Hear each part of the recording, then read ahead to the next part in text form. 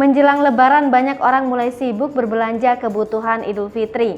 Pusat perbelanjaan seperti mal dan pasar ramai dipenuhi orang. Di balik kesibukan orang belanja keperluan Lebaran, gelagat satu keluarga ini viral di media sosial. Melansir Bulan pada Selasa 19 April 2022, pria bernama Fazlin berbagi video keseruannya belanja bersama keluarga. Video yang diunggah Fazlin menjadi viral lantaran pria asal Malaysia tersebut ternyata punya 4 istri dan 13 anak. Tak hanya itu, Fazlin membawa keempat istri dan 13 anak mereka untuk belanja bersama di mal. Tampak dalam video keluarga besar ini cukup meriah dan bahagia. Fazlin juga berseloroh ia bak menggelar liburan bersama teman sekantor saking ramainya rombongan mereka. Terlihat dalam video yang diunggahnya, keluarga besar Fazlin akur dan harmonis. Anak-anak saling tertawa dan bercanda, sementara para istri berusaha menjaga anak-anak mereka. Video yang diunggah Fazlin sontak menjadi sorotan.